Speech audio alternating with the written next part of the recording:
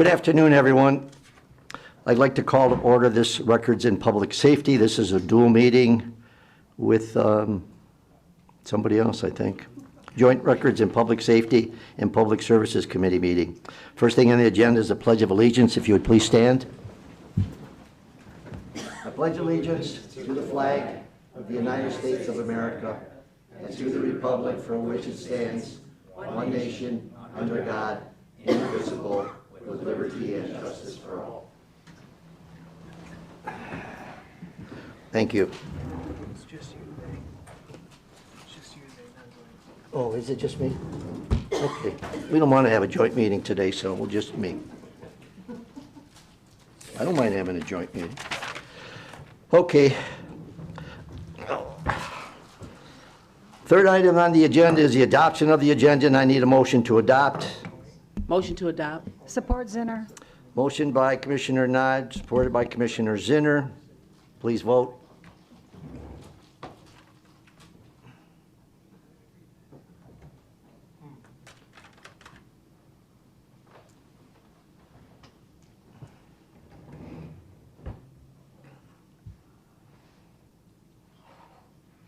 Motion passes 9-0. Thank you. Next is the approval of the minutes from the Joint Records and Public Safety and Public Services Committee meeting dated August 15th, 2022. Any additions or corrections?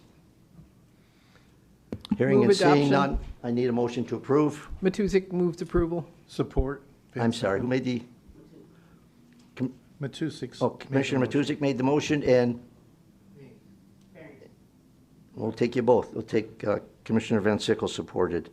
Please vote.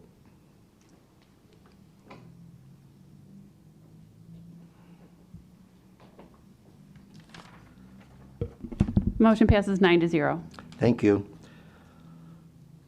As you would notice, we're missing some commissioners. We have a couple coming in late, a couple of them some illnesses, so we'll just move it along. We have enough for a quorum. Public participation is next. This is 3 minutes maximum per speaker on items related only to the issues of this agenda. The first opportunity for public participation is for those who wish to speak for a maximum of 3 minutes on any item which is on today's agenda. The second opportunity for public participation is for those who wish to speak on any issue.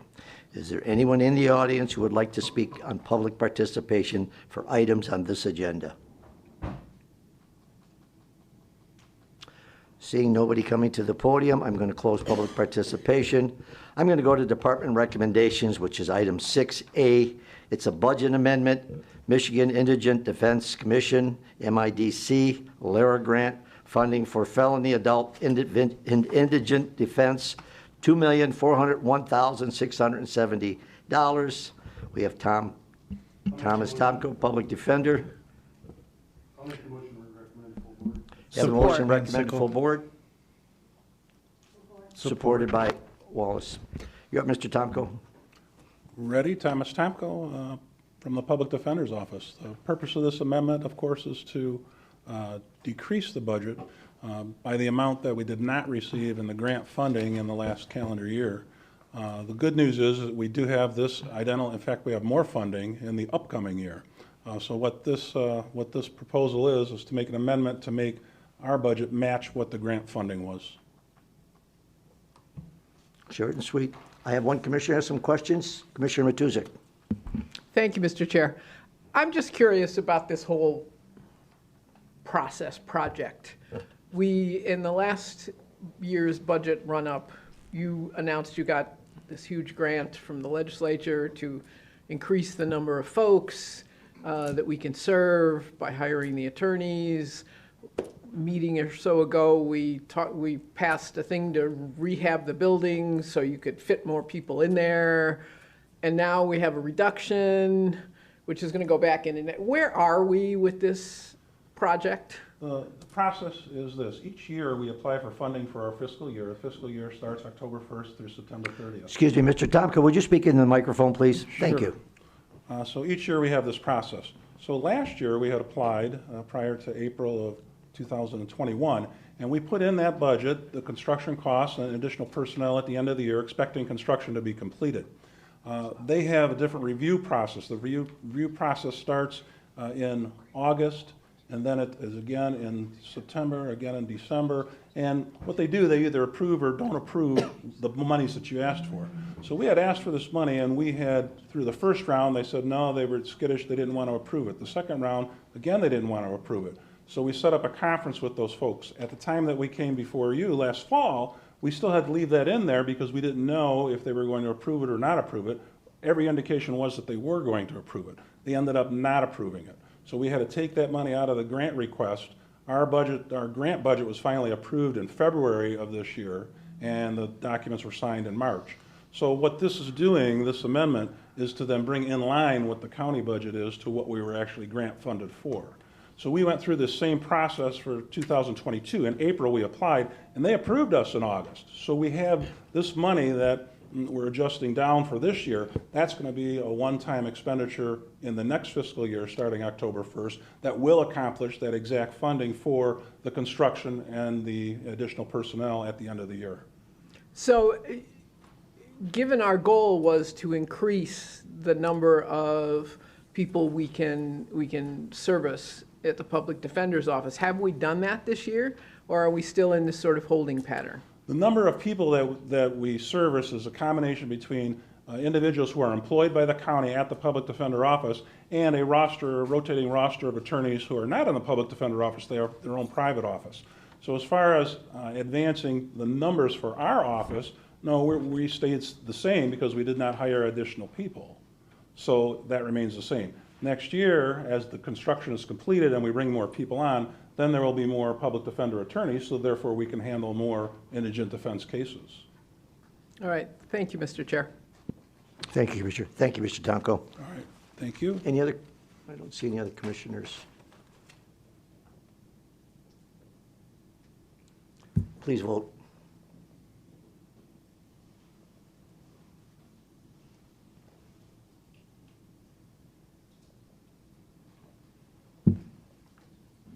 Motion passes 9-0. Thank you. Thank you. Item 6B is a budget amendment, Sheriff's Department 2021 Fiscal Grant Fund, County Jail COVID-19 Testing Reimbursement Project, $2,618,592.37. We have Captain Mish. I need a motion to move this to full board. So moved by Nard. Support Van Sickle. We have a motion by Commissioner Nard and a support by Commissioner Van Sickle. Captain, you're up. Good afternoon, Chair. Good afternoon, Board. Before you today, I am requesting a budget amendment for the Sheriff's Department budget in the amount of $2,618,592.37. This is for approval to receive funding from the MDHHS for county jails COVID-19 testing reimbursement, which is for specific supplies that would have been utilized. It's going to cover a period of time from October 1, 2021 through August of 2022. It is looking like they may extend it. At this point in time, we're looking at, for the specifics that were covered by the grant, an amount of approximately $42,000.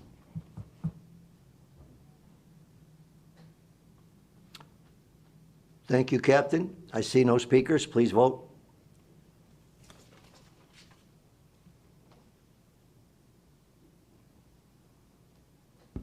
Motion passes 9-0. Thanks, Captain. Thank you. Item 6C is a purchase, Michigan Police Equipment Company, Sheriff's Department Equipment Package, $314,428.85. That's Captain Doherty. I need a motion to move this to full board. Support Van Sickle. We have a motion by Commissioner Zinner and a support by Commissioner Van Sickle to move this to full board. Captain Doherty, you're up. Thank you, Chair. Good afternoon, Board. Before you is to approve, I'm going to ask you to approve the purchase from Michigan Police Equipment Company to provide Glock pistols, red dot sights, and weapon-mounted lights. That system is going to replace our current Smith & Wesson M&P 2.0 40 caliber weapons. And the reasons why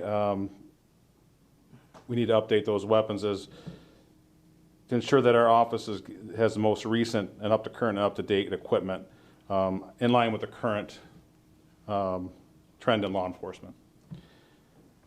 The weapons will come with Trigicon RMR is a sight in which is mounted directly to the side of the pistol. These sights have become the industry standard for law enforcement. The shooter will be able to look at its target and see that red dot. This allows the quicker acquisition and increased accuracy.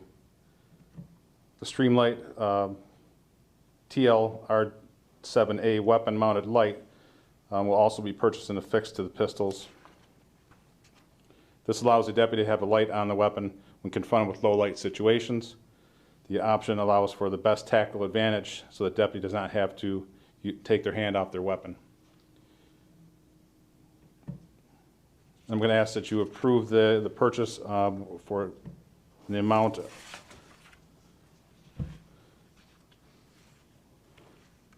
$314,000. And they are a current contract. This will be used out of federal forfeiture funds for the purchase. And Michigan Police Equipment currently holds a state contract for Glock pistols. Thank you, Captain. We have a Commissioner Matusik. Thank you, Mr. Chair. The proposal seems reasonable to me and will, I believe, increase the efficiency and safety for our folks. I also believe there is a certain deterrent when you see the red light on yourself. What I'm curious about is you're planning on retiring all the current sidearms. What are you going to do with those? Those are going to be exchanged. They're going to be actually, they offered us, the Michigan Police Equipment offers the highest turn-in value for those weapons, at $185 a piece. Okay, so we're turning them in, and that discounts the price for the Correct. new ones. Absolutely. All right. Thank you, Mr. Chair. You're welcome. We have Commissioner Brown. Chair Brown? Thank you. Commissioner Matusik asked my question, what happens to him? Okay. The lights is really an advantage. Those really are bringing guys up to more modern, trying to keep you up to modern standards, so appreciate it. Thank you, Mr. Chair. You're welcome, Chair. I have Commissioner Zinner. Thank you, Chair. I've grown up hearing about Smith & Wesson all my life. It's almost sad to see someone not that they don't want to have them, but I know I've been hearing about the Glock. A lot of people are buying them, and so we want our officers to have the best that they can have and what's good for them and to secure for the safety for our citizens. So it is sad to see Smith & Wesson leave, though. They'll probably still be around. But anyway, take care, everybody. Thank you very much, sir. Thank you. Thank you, Chair. Thank you, Commissioner. I see no other speakers. Please vote.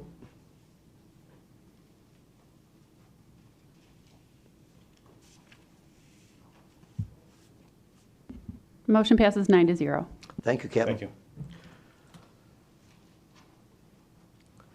Item 6D is a budget amendment, Emergency Management Communications Fiscal Year 2021 Homeland Security Grant Program for $4,494,478. I need a motion to move this to full board. I'd like to make a motion to recommend the 6D and 6E to full board. Support by Support. Nard. They're the same. Did I hear D and E? D and E. Motion was made? Yes. The motion was made by Commissioner Farrington, supported by Commissioner Nard. Thank you for putting those together. They're a lot easier to explain with context in one item. I'm here today seeking a budget amendment in the amount of $4,494,478 to accommodate our annual award from the Federal Homeland Security Grant Program. This is the FY 2021 award, and yes, that was correct. They do tend to run a little bit behind being awarded from the state. Just as a reminder, I know I was just here for this a few months ago, but we are the regional fiduciary for the entire Southeast Michigan region. So this $4 million will be spread amongst our regional partners in Southeast Michigan, and we will manage the financial award. Those partners being the city of Detroit and the counties of, in addition to us, Monroe, Oakland, St. Clair, Washtenaw, and Wayne. So we have a performance period through 2024. Funding can be used to make expenditures for planning equipment, training, and exercise costs intended to prepare for acts of terrorism. And of that funding, Macomb County retains about $551,000 to spend for our use on those planning, training, exercise, and equipment costs, and an additional $220,000 or so to cover the administrative cost of managing the grant on behalf of those other jurisdictions. The second item is the interlocal agreement that goes with those. We enter into a legal agreement with all of the jurisdictions to pass the funding and reimbursements through to them. The amounts that we will be reimbursing each are spelled out in one of the attachments in the document. You will be approving the template today for the interlocal agreement, and my staff will prepare those interlocal agreements in accordance with the information that's in your packet, get them signed by the OCE, and then send them out to the partners for final execution. Thank you, Mr. Lewis. Commissioner Van Sickle? Thank you, Chair. Good afternoon. I was curious, the amount of money, the amount of the award from the state, is that done by formula, or is that just done some other way? So some of it is done by formula, and some of it's statutory because we're the only legal recipient of it in Michigan. There are two components of the Homeland Security Grant Program. The Urban Areas Security Initiative. Southeast Michigan is the only legal recipient in Michigan of that. So we get everything awarded to Michigan under that program, less a 20% fee the state takes off the top. So the award from the federal government to Michigan is about $5.2 million. The state takes 20% and holds it for their use. We get the remainder. On the State Homeland Security State Homeland Security Grant Program side, that is formula-based, and it's based on several factors: population density, risk, and the amount of critical infrastructure contained within the region. But that portion is also dependent on, there are some areas that are outside of the federally designated region for the Urban Area Security Initiative program, but they're lumped in with us for expenditure. So the State Homeland Security Grant funding is basically an add-on to account for those jurisdictions' participation.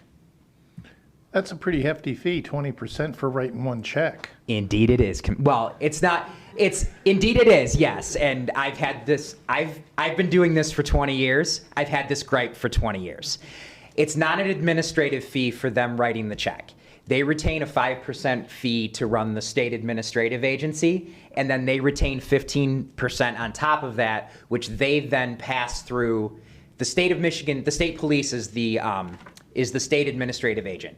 They then award 15% of that award to other state agencies who make the same Homeland Security expenditures that we make on the local level, but they make them on behalf of state agencies. Okay, well, as long as the state's not pocketing the whole 20%. As an administrative fee, no, they are not.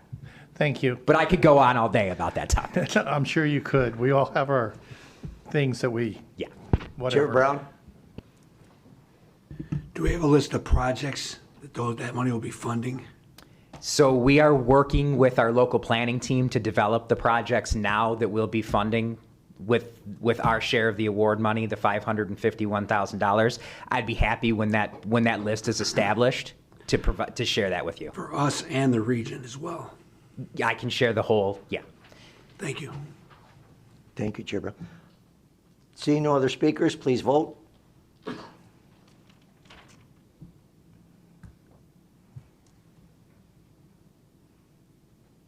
Motion passes 10-0. Thank you.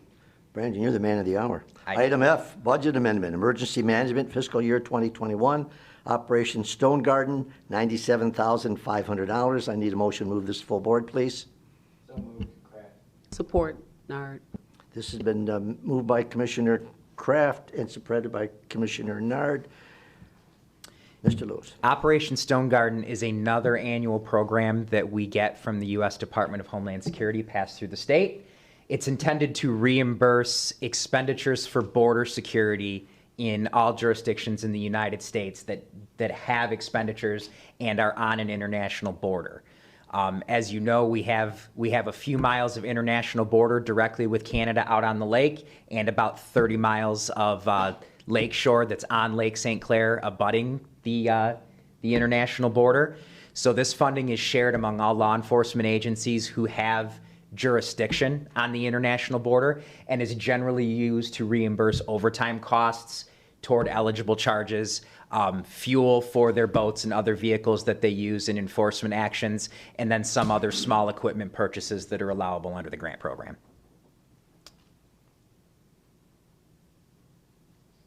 Seeing no speakers, please vote.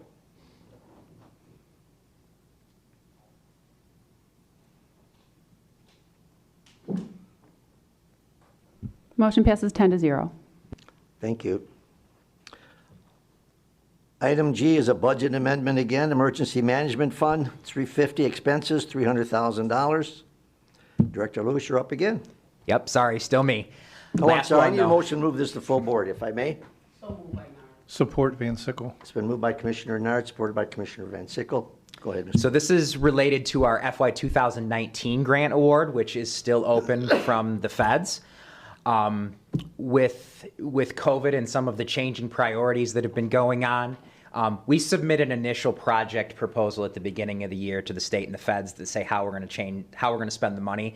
But over a long performance period, that can change. And we obviously budgeted for what we were going to initially expend it for. But some of the expenditures that are going to finalize that grant are categorized differently within the fund and organization than they otherwise would be. So we need a $300,000 budget adjustment to move $300,000 of funding from object code 95141 to 97002 and 80102 as detailed in the documentation in your packet. This is budget neutral. There's no extra money. There's no money being taken away. We just need, because of the sheer size, we just need your approval to make the budget adjustment between those object codes. Seeing no speakers, please vote.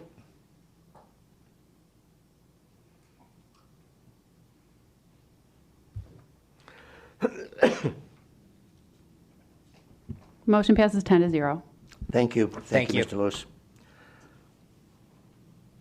Item 6H, additional funding for outside counsel, Timothy S. Ferrand of Cummings, McClory, Davis, and HO, PLC, Whitmer versus Lindemann et al., 6th Judicial Court of Oakland County, case number 2022-19398, in the amount of $12,151.10. Before I ask for a motion, move this to full board. This was originally before us before. Some items have changed. It's been itemized for us, and that's why we brought it back here. In all fairness to prosecuting attorney, Mr. Lucido, we are missing a couple of people today. If this goes to a tie vote, I will reconsider my vote and go to move this to full board. Saying that, I do need a motion to recommend this to full board. I'll make the motion to recommend. It's been recommended by Commissioner Farrington, supported by Commissioner Zinner to move this to full board. We have discussed this at length. Mr. Lucido, if you'd like to continue with it, go ahead. Thank you, members of the board. Thank you, Mr. Chairman, for taking this up. Seeing that now it's in the hands of the voters, I don't believe that there's going to be any more, and I hope there isn't, because there shouldn't be any more dialogue from the courts.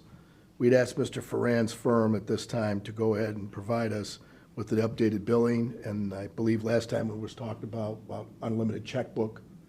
This is what he has given us at this time. Everything came like a symbol real quickly in the Oakland County Circuit Court, and as such, now I guess everything's pretty much moot as a result of the ballot initiative.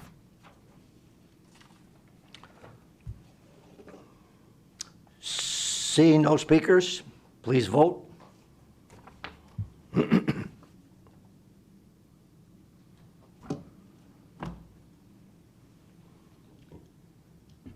Motion passes 8-2. Commissioners Kleinfeld and Romano voting no.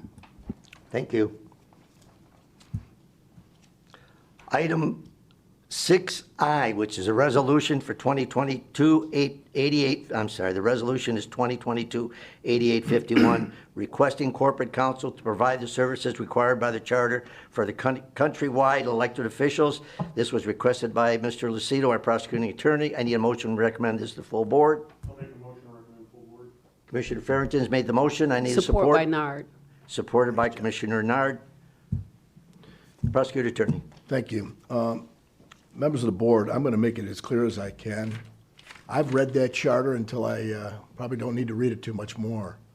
I have an absolute right, as well as the other countywide officials, to have a legal counsel, and that would be the Corporation Counsel. The Corporation Counsel has any reservations of the representation, he or she, whoever it may be, must go outside and get me counsel. There is no dispute on those things.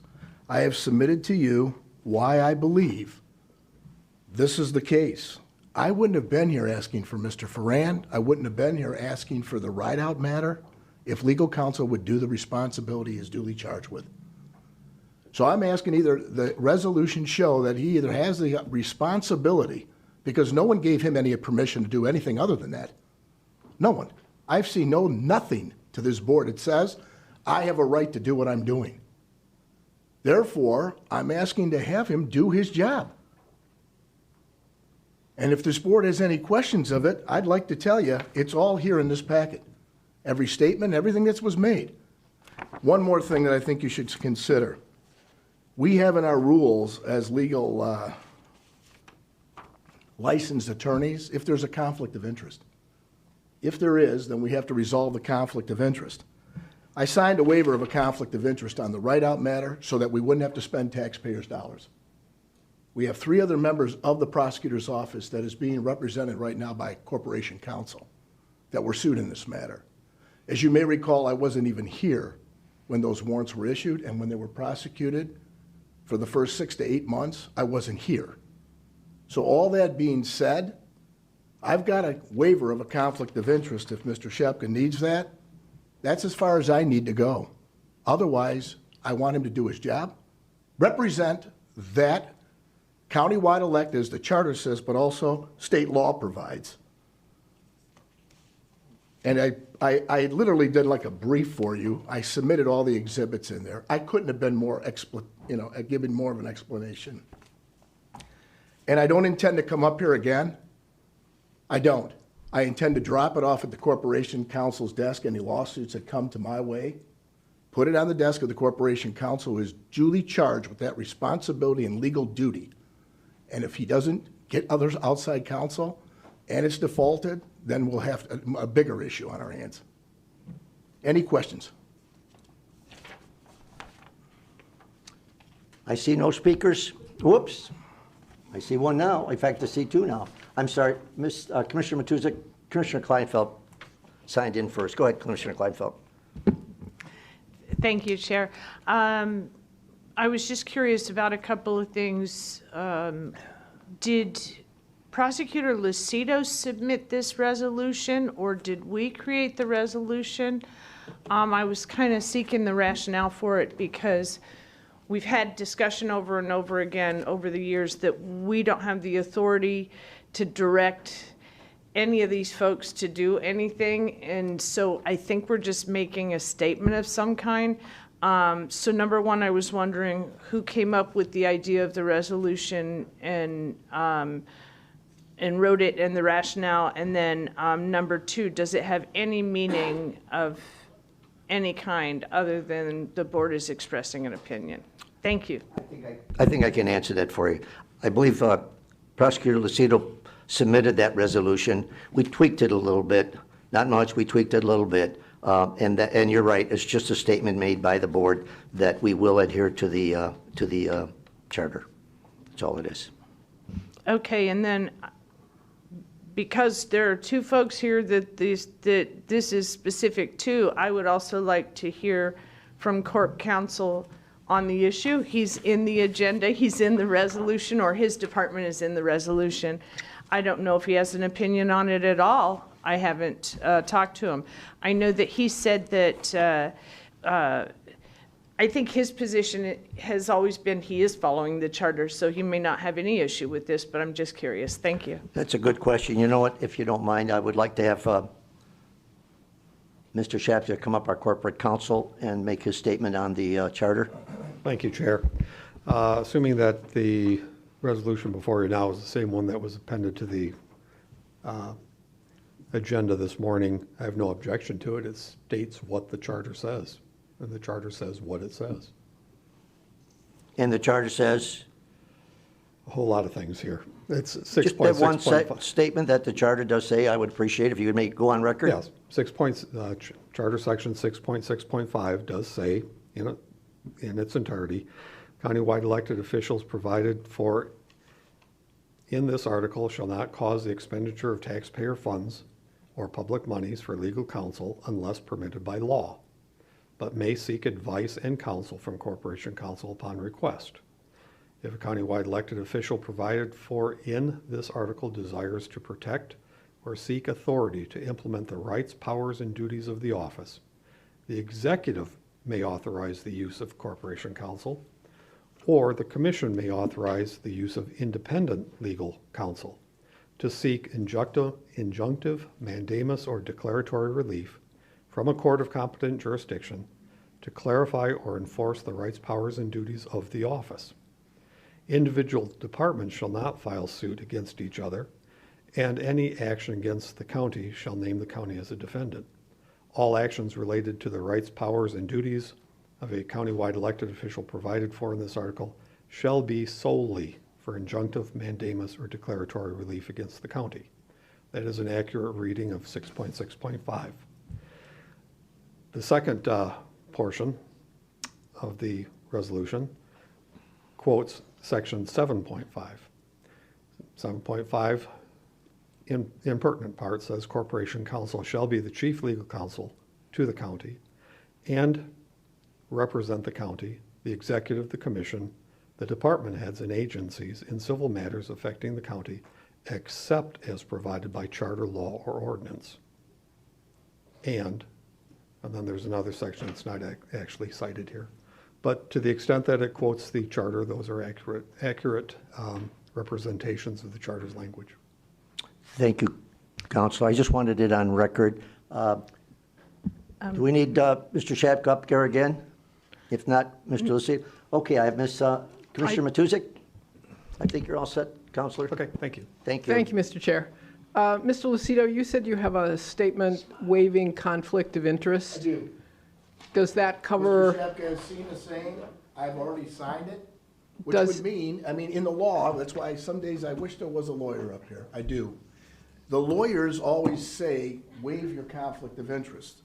My statement was that I waive the conflict of interest that he may have, because he was the one who's claimed conflict, and I waive that because of the fact that he's made that statement as to the two cases that I'm asking as the one that is in the resolution. Basically, the write-out, the Whitmer versus Linderman and the write-out versus Shelby. Signed. But there's additional verbiage that he wanted in there, and I disagree because it doesn't need to be in there. If you're waiving a conflict, the conflict's waived. Does the conflict of interest waiver cover just your staff or also you and your staff? So I'm waiving it because he has the conflict with me. So he doesn't have a conflict with the three other ones he's represented as a part of my staff. But that's a great question. Good question. I try to think of good questions. In which case, I have another question for Mr. Shapka. Sure. Better sit a little closer up here, Counselor. Because it needs to get resolved. It needs to get resolved today. So, Mr. Shapka, now my question has to be, what language did you feel you needed in that statement that's not there? May I? Sure. The language that I actually wrote in red at the very bottom. Upon reconsideration of the facts and the law, Mr. Shapka did not act unethically when he criticized the Court of Appeals decision in a civil action, Court of Appeals number 359887. That's all. Seems pretty straightforward. Well, may I? This has nothing to do with a conflict of interest. This has to do with my opinion versus his. This has nothing to do in legality as to whether or not I've waived my conflict of interest or what he claimed. The statement that I made was, you don't represent Mr. Shapka, myself, in this litigation with Mr. Hackle as it related to the charter, as it related to what it was that was going before the court. Dyke & McGossett, the law firm that was paid money, does, as did my lawyer, Mr. Todd Perkins. As such, Why are you making any comment on anything? And I've attached all of the articles, even the article he made about the board here. Don't make a comment when it's coming from Corporation Counsel. Those were the statements that were made, according to Macomb County's Corporation Counsel. I don't want him to speak on my behalf. I don't want him to speak on my office's behalf. And as such, I didn't want him to continue talking if it was disingenuous, and I'm supposed to be a client of his as Corporation Counsel. Could you all imagine that? Meaning, Dyke and McGossett is the lawyer. They are the ones that should have commented on this. And I said, don't do it no more. That's how this got started. But to your point, upon reconsideration, I'm not reconsidering my thoughts, which was, here's a letter, John, your Corporation Counsel to all of the countywide elect under the charter, as well as your Corporation Counsel to the executive. You have a duty, legal duty bound by the charter to represent me, as well as the office, that's what it says, as well as the other countywide elects. When we're in litigation, because the charter doesn't give me the authority to go ahead and have legal counsel represent Mark Hackle and myself. And as such, there were two independent lawyers. So I thought it was disingenuous. I still do today. I can't take that back to have anybody make a comment other than the lawyers that are representing the parties. Does that answer your question? No, that did not answer my question. Go ahead, Commissioner. So what I hear you saying is the word you don't like is reconsider. I can't reconsider, Commissioner.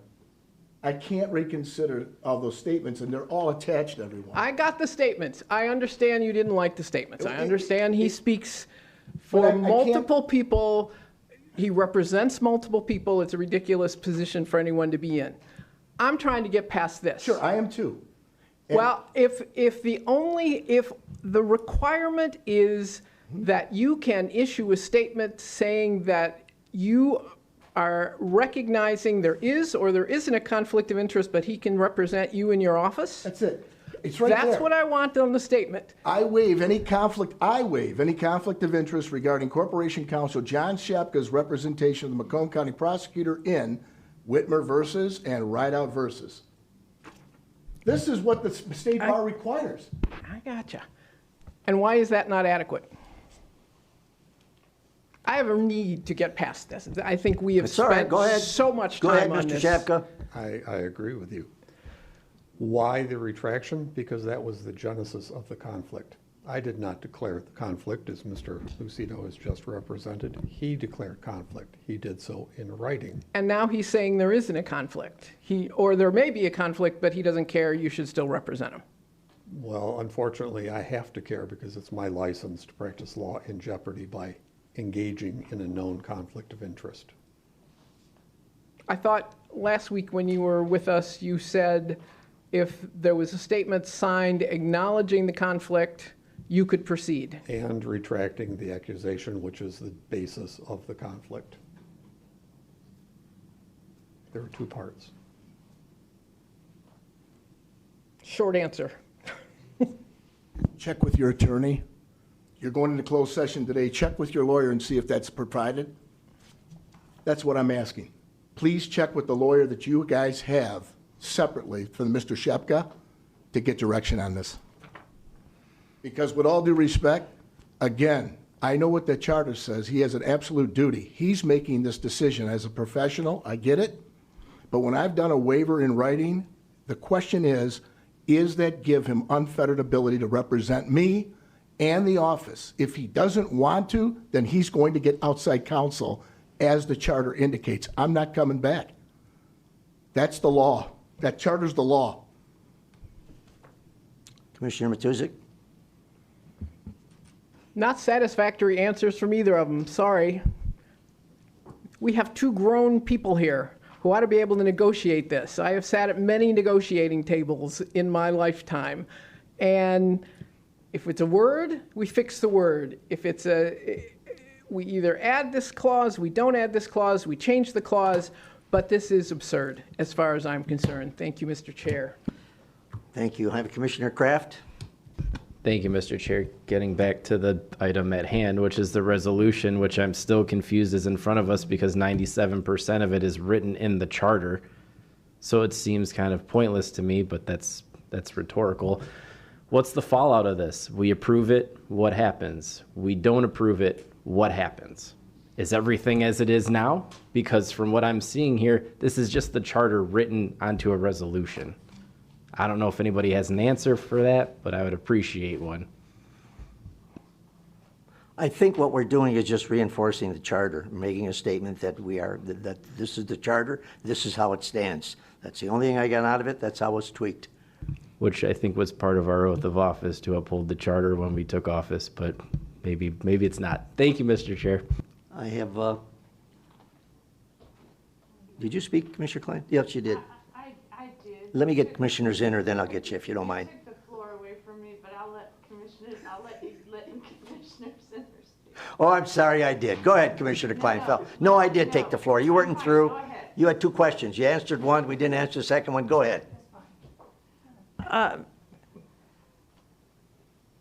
Okay, we have 2 differences of opinion on that statement, and I understand that is not what's in front of us. But if there's an opportunity, which I doubt, but if there's an opportunity to fix something here, I'm going to take a stab at it. You feel very strongly he shouldn't have spoken to the media, and he feels very strongly he had a right to speak to the media. I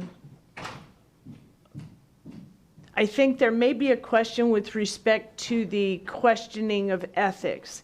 If you stood by your statement that he should not have spoken to the media, but you retract that you see him as acting unethical, would that be something you would consider to rebuild a relationship, since y'all might be dancing around each other for the next 10 years? Yeah. What I can do is I can ask for an ethics opinion, but that's not my duty. He finds it unethical. I have never. I said you're bordering under not only our state bar, but also I know reading the ethics ordinance that we cited the sections in the letter. If you don't have it, I'd like to give it to you. That if you're supposed to be representing me a countywide elect, why would you make any statements at all as it relates to anything that my office is doing? And I don't even disagree with you. I mean, he made I don't statements about this disagree with board you. here that you guys did something. I don't disagree with you, but what I'm saying is I threw something out that might satisfy him and doesn't make you retract your opinion, just to try to solve this thing. Yep. And I'm hearing, nope, not going to do that. So we're going to vote on this, and the only reason I'm going to vote for this is because I got 2 departments sitting here in front of me saying, sure, go ahead and vote on it. It is absolutely useless. It means absolutely nothing, and I don't want to go down the road in the future of the board doing resolutions telling this department how to do their job or that department, because we've been down that road before, and I have to tell you, it doesn't end well for the board. I'm just going to give everybody notice that because we don't have that authority to tell these different departments what to do. I've served, and Don has served during a time where no departments would come to us. We had agenda items and we had absolutely nobody to speak to us, nobody to give the presentation. We're just sitting here by ourselves. We will go down that road again if we start back into the resolutions telling departments how to do their jobs. So I just want everybody who has never experienced that to know that that's where we're going.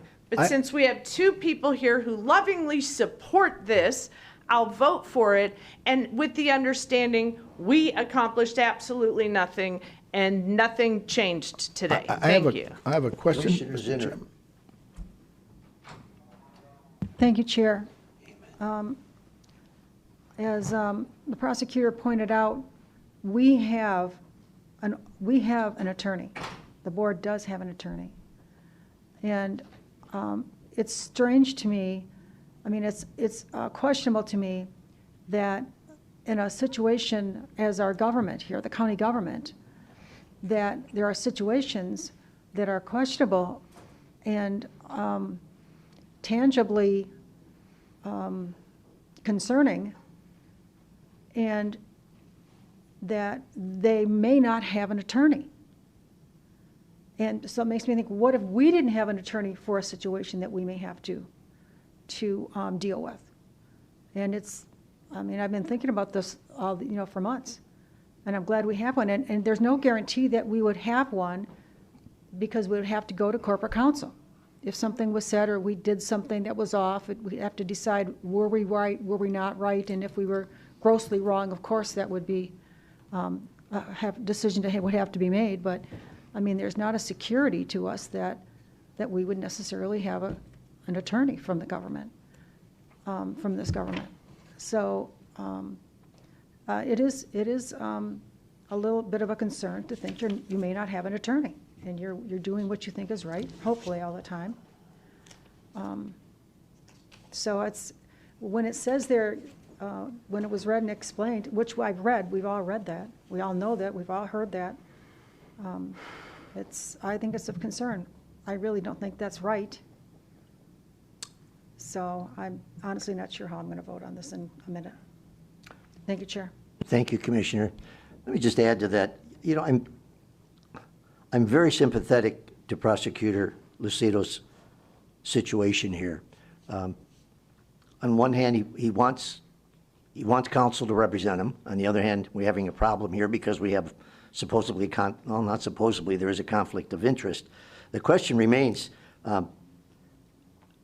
if he doesn't get representation justifiably, he doesn't have any other choice. And I think we saw that just with the motion that we just had a couple of minutes ago. He had to go to outside counsel, and we paid for it. And I think that's, in my opinion, I think that's crazy. We have a corporation counsel that should be doing this. There's a conflict of interest in two grown men, two intelligent grown men with the somewhat same degrees, can't agree on something, shame.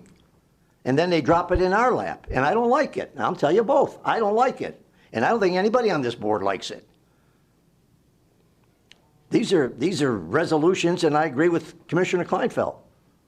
We've got them out there. Now we're going to do what? Reinforce every resolution when it comes before us because there's a situation between two directors? Guys, I got to tell you, and Mr. Lucido, again, I'm sympathetic. I understand you're caught between a rock and a hard place, and I understand that. And Mr. Shapka, I think it's time for you to sit down, lock you in a room, like you said. Maybe one of you, either one of you won't come out of it. But I think it's time for you, the guys, to settle this and move along. Because I don't like it being dropped on this commission. I don't like it at all. Having said that, let's take a vote, folks.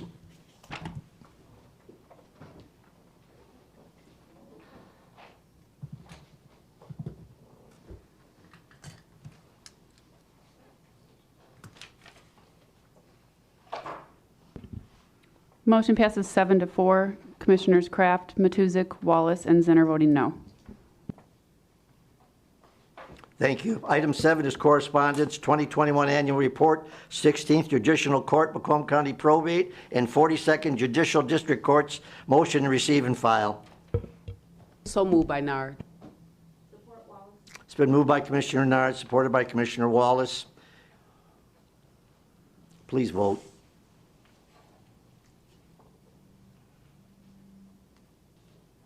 Oop, I got a blank screen. I took it personally.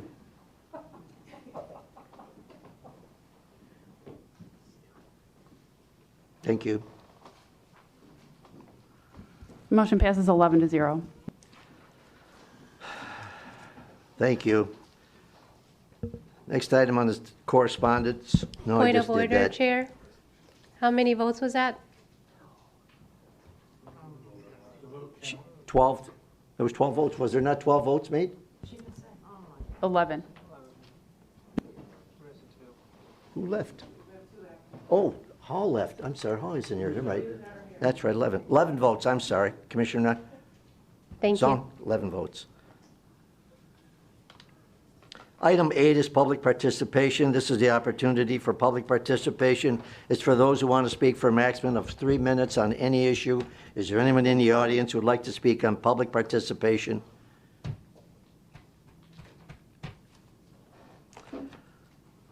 Item 9 is commissioners' comments. I'm going to close public participation.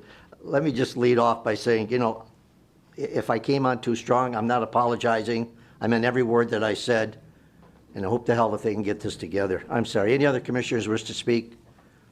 Let me see a hand if you want to see. Anybody want to speak? If not, we need a motion to go to closed session. Ma, you want to go to closed session? I'd like to speak, Chair. For closed session? Commissioners' comments? I didn't see your hand. She's not that tall. Go ahead, Commissioner Song. I'm sorry. Thanks for reminding me. But you have a wonderful smile, remember? Go ahead. I just want to apologize for coming in late. I had a great excuse, though. I was in Warren for a small business grand opening for a woman and minority-owned business. They recently renovated a plaza and turned it into a spa salon. I encourage all of you to go check it out. Get your pedicures. You too, Barrington. It's right on the corner of 13 and Shaner in the Kroger Plaza there in my district. And it's just wonderful to see our small business owners revitalizing areas of our community. And so I was fortunate to be there today to present a tribute on behalf of the board. So I do apologize for being here late, but I had to choose between one and the other. And Okay, just don't let it happen again. No, thank you, All right. Commissioner. Thank you, Chair. Commissioner Song. Any other commissioners by hand? Seeing none, I need a motion for closed session, please. Motion to go into closed session to discuss attorney-client confidential memos. Been moved and supported. We going to vote on it? Let's vote.